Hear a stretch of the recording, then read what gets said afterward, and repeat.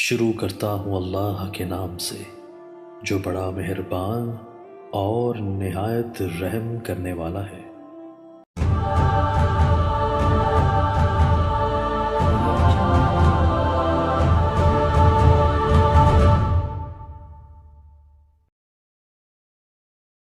بہرحال میں نے کئی دفعہ کہا ایک ہی بات کو کیوں بار بار پوچھو کہ زمزم چوری لے جانا ناجائز ہے، بات ختم۔ لے جانا ہے کارگو کر کے بک کر دو۔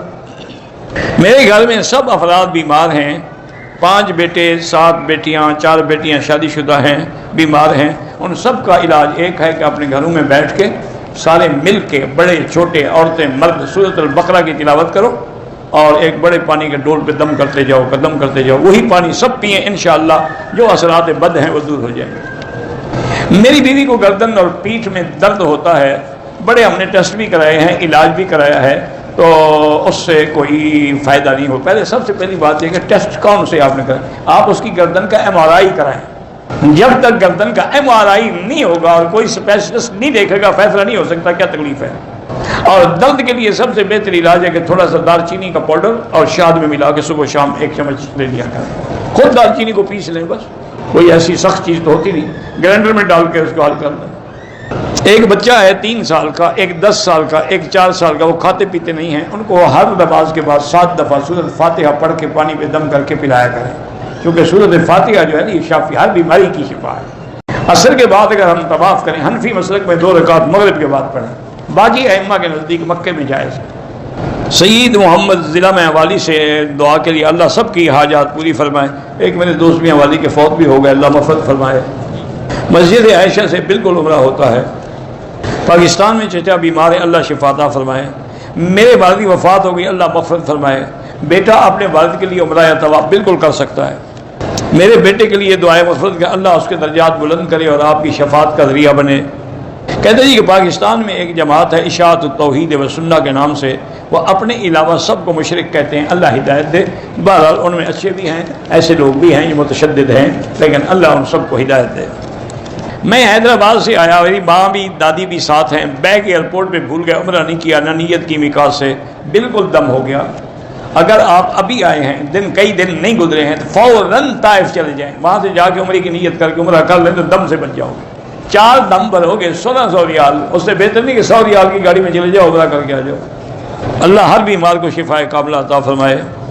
میں نے موبائل فون پر اپنی بیوی کو بدھ کے دن 1 طلاق دی، دوسرے بدھ کو دوسری طلاق دی، تیسرے بدھ کو تیسری طلاق دی، تو کام پکا ہو گیا، جان چھوٹی۔ اب تو کسی کے نزدیک بھی گنجائش نہیں ہے نا، یعنی جو علماء اہل حدیث کہتے ہیں کہ 3 ایک ہوتی ہیں، وہ بھی کہتے ہیں کہ اگر 3 ایک دفعہ میں دے، آپ نے ماشاءاللہ ہفتے کا وقفہ کر کے دی ہے، اب وہ کسی راستے میں حلال نہیں جب تک کہ وہ حلالہ نہ کرائے، کسی اور سے شادی کرے، اور حلالہ بھی کرائے والا نہ ہو 1 رات 2 رات کے لیے، اس پہ بھی حضور نے لعنت بھیجی، یعنی وہ باقاعدہ شادی کرے، اگلا چھوڑے یا مر جائے، پھر وہ عدت کے بعد پہلے شوہر سے رجوع کرنا چاہے تو کر لیں۔ اور حلالہ بھی یاد رکھیں اس وقت ہوتا ہے جب یہ عورت اسی شوہر کے پاس جانا چاہے، نہ جانا چاہے بات ختم۔ وہ خود مرنا چاہتی ہے کہ جیسے 3 گولیاں ماری ہیں اسی کے گھر میں پھر جاؤں گی، تو پھر دوسرے کے گھر میں جائے۔ میری بچی بریرہ نام ہے، بیمار ہے، اللہ شفا عطا فرمائے۔ ہندوستان سے مہاجر ہو کر آئے، ضلع وہاڑی میں آباد ہوئے، زرعی زمین نہ مل سکی، ایجنٹ آدھی مانگتے ہیں۔ بہرحال گزارش یہ ہے کہ ایجنٹ جو ہیں وہ رشوت لیتے ہیں، آپ مجبور ہیں تو ان پر گناہ ہوگا، آپ پر نہیں ہوگا۔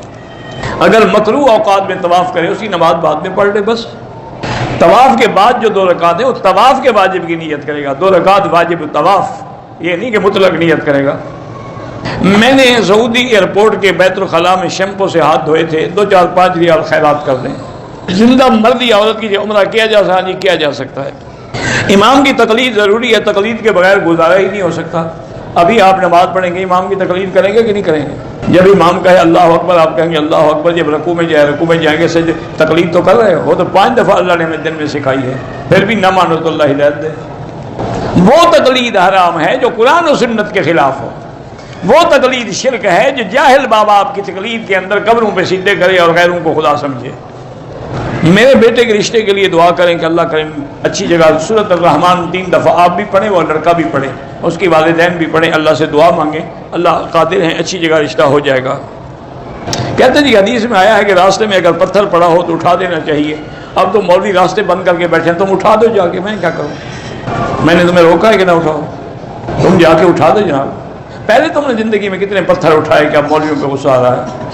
جب حضور پاک صلی اللہ علیہ وسلم کے روضہ مبارک پر سامنے کھڑے ہو کے صلاۃ و سلام پڑھتے ہیں، صحیح حدیث ہے، حضور نے فرمایا میں سنتا ہوں، اور ایک حدیث میں ہے فرمایا سنتا بھی ہوں اور جواب بھی دیتا ہوں۔ ہم نے پتہ نہیں کیا حرم سے لی واکر، اب ہم پاکستان لے کر جانا چاہتے ہیں ہدیہ کر۔ کیوں ہدیہ کر؟ لوگ حرم میں رکھتے ہیں، تم حرم سے چوری کر کے گھر لے جاؤ گے؟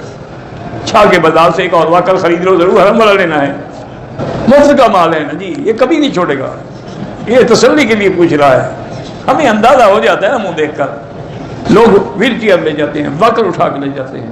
میں نے ایک دفعہ وہ جو قرآن شریف کے ذمہ دار ہیں ان سے کہا، میں نے کہا بھی ہر مرتبے کا، ہر طبقات کا، ہر علاقے کے طرز کا قرآن چھپا ہوا مل جاتا ہے، لیکن ہندوستان اور پاکستان کی طرز کے جو پڑھے جاتے ہیں وہ ان بیچاروں کو پڑھے نہیں جاتے، وہ نہیں ملتے۔ پڑھنے کا حضرت اس لیے نہیں ملتا کہ وہ اٹھا کے گھر لے جاتے ہیں، ہم تو رکھتے ہیں، باقی چوری نہیں کرتے، آپ کے لوگ لے جاتے ہیں، ہم کیا کریں، کتنے رکھیں؟ مفت مل گیا نا جی۔ عصر کی نماز کے بعد حتیم میں یا کسی بھی جگہ نفل نہیں پڑھنا، موبائل سے تصویر لینا اگر ضروری ہو، دین کی بات ہو، دعوت ہو، کام ہو، ورنہ ناجائز ہے۔ تہجد کی 8 رکعتیں، لیکن آپ چاہیں تو 2 بھی پڑھ سکتے ہیں، لیکن حضور نے 4 کر کے پڑھی ہیں۔ کان یصلی اربعا فلا تسأل عن حسنہن وطولہن، بی بی عائشہ فرماتی ہے حضور 4 رکعت پڑھتے تھے۔ ایک نماز تہجد کے لیے سو کر جاگ وجہ سے جاگتا رہا۔